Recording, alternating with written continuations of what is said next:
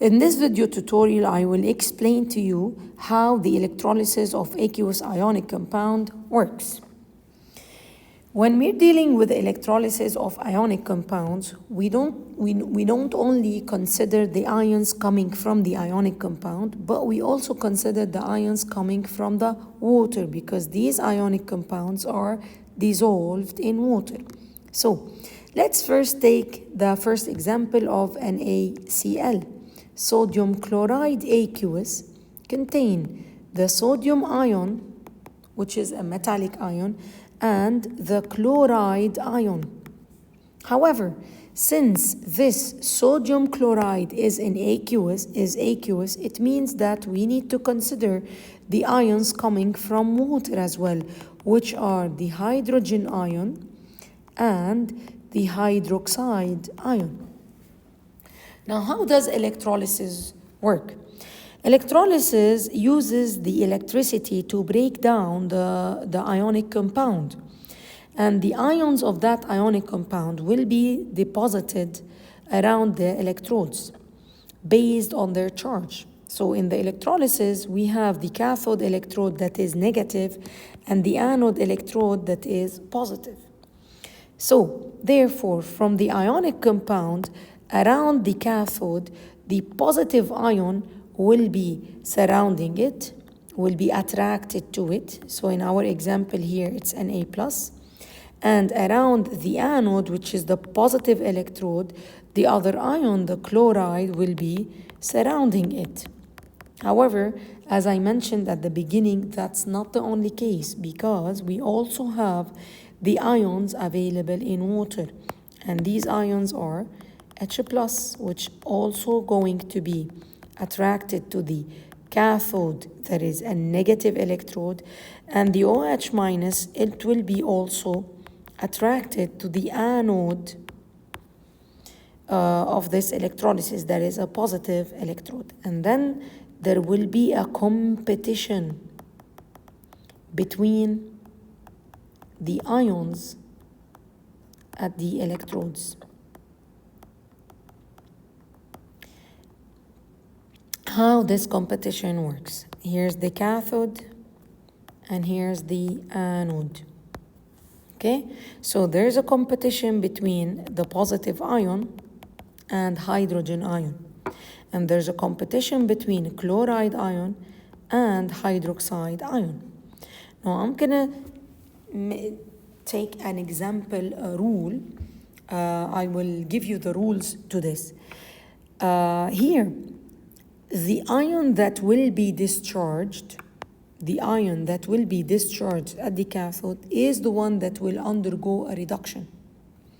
And here, the ion that will be discharged at the anode is the ion that's going to undergo an oxidation. Now, let me just write the equations. If Na is discharged, then we will obtain, here, that's a reduction, we will obtain sodium metal.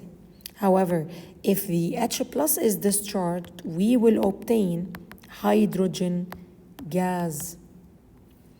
If the chloride ion is discharged, we will obtain chlorine gas.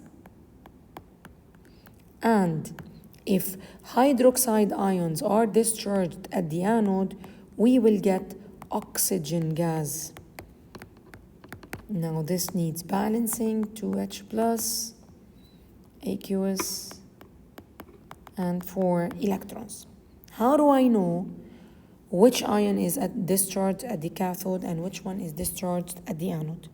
Let me start with the simple one, the anode. So I'm going to take as XY the ionic compound given in the question. Okay?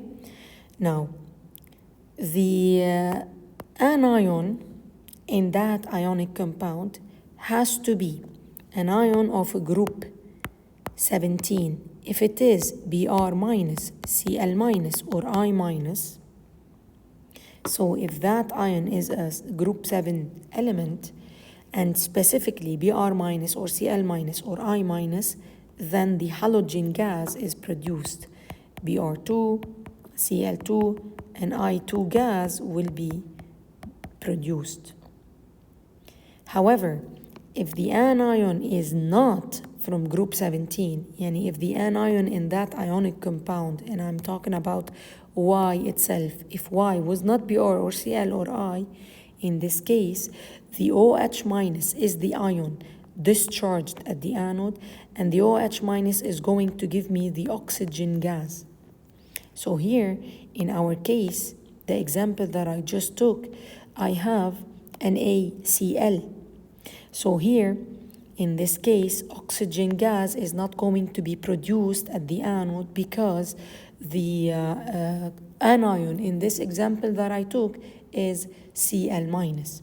So here, if I look at these examples, here Cl2 will be, Cl minus is discharged at the anode and I will obtain Cl2 gas. Here, Br minus will be discharged at the anode and I will get Br2 gas. Same thing here, I will get I2 gas. However, in this example, and this example, I don't have a group 17 halogen, halide, so it's not Br minus, it's not Cl minus, it's not I minus. In this case, OH minus is discharged, that's going to give me oxygen gas. I will get into these examples in a minute. Now, let me continue in here. The cathode, which ion will be discharged at the cathode? The rule says, if that ionic compound, let me write it again, XY, and that metal, the metal of that given ionic compound was more reactive on the reactivity series than hydrogen, then that metal is not deposited, that ion is not discharged at the cathode, and at that point hydrogen plus is discharged at the cathode and hydrogen gas will be obtained. If that metal in the ionic compound XY, we're talking about the metal, was less reactive than hydrogen, then the metal itself, the metal ion is discharged and we obtain, metal ion will be discharged at the cathode and we will get a metal deposited.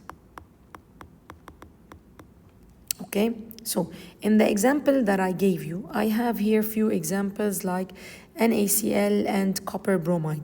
So I'm gonna put NaCl and copper bromide. Sodium is over here. Sodium is more reactive than hydrogen. So in this case, it's the H plus deposited at the cathode, discharged at the cathode, and it's going to give me hydrogen gas at the cathode. However, if the given question is giving me a copper bromide, let's say, and copper is below hydrogen in the reactivity series, in this case, it's not hydrogen ion that is discharged at the cathode, it's the copper discharged at the cathode that is going to give me copper metal.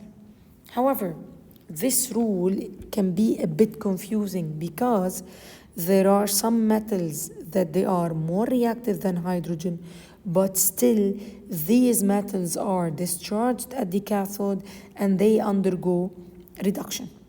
So how am I going to break this into something simple? So here's the rule. I'm just going to give you the choices when the metal is produced. If the metal is less reactive than hydrogen, the metal is produced. If the metal is more reactive than hydrogen, then hydrogen gas is produced. If the metal, is more reactive than the hydrogen, well, this can be a bit confusing. So let me just write that. If the metal is more reactive than hydrogen,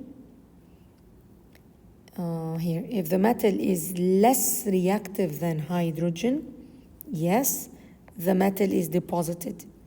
So the metal lies here. It's below the hydrogen. The metal is deposited. If the metal is not less reactive than hydrogen, it means it's more reactive than hydrogen, then the hydrogen gas is produced. Now I'm gonna mention it in an easier way. because I have exceptions here.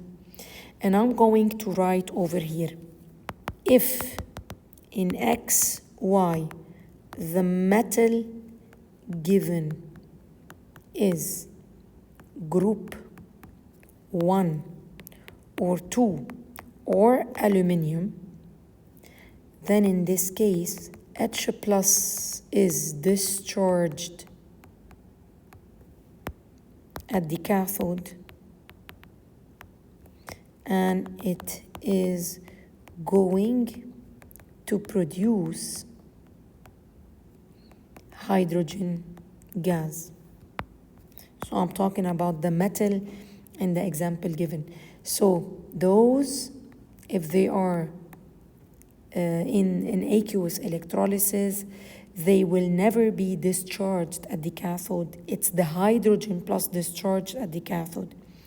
So that I don't confuse you, I'm just gonna use the rule of group 1, group 2, and aluminum. These metals, if they are present in the compound, they are not discharged at the cathode. It's H plus discharge at the cathode, producing hydrogen gas. If in X, Y, the metal X is not in group 1 or 2 or not aluminum, then X plus is the one discharged at the cathode, and the metal is going to undergo a reduction to produce the metal, whatever it is, the metal X. So let's look at these examples over here. And you keep asking yourself the group of that element in the question. So here we go. I'm going to take some examples here. This one, sodium, is in group 1. So in this case, Na plus is not discharged. It's H plus discharged at the cathode. That is going to give me hydrogen gas. Cl minus, this is a halide, group 17. And Cl minus at this point will be discharged at the anode and not the OH minus.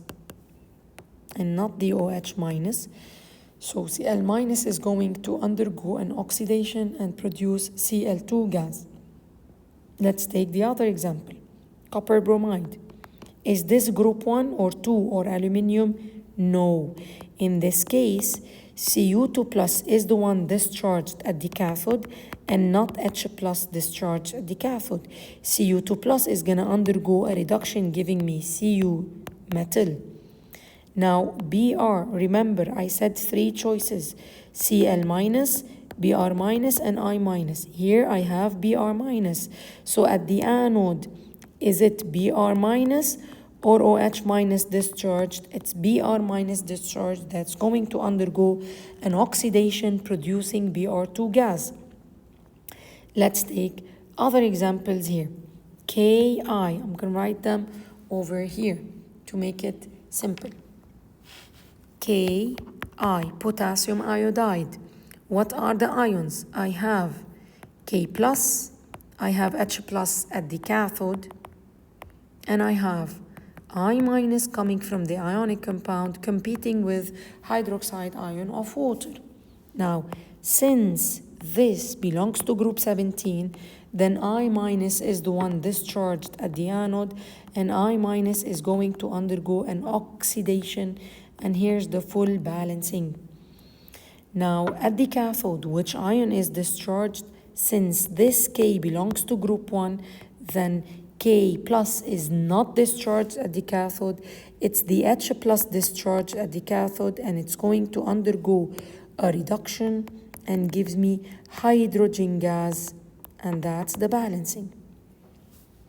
I hope that this is clear. Let me give you another example. Let's take MgSO4. MgSO4. What are the ions at the cathode and the ions involved at the anode? At the cathode, I have Mg2 plus competing with hydrogen ions coming from the water.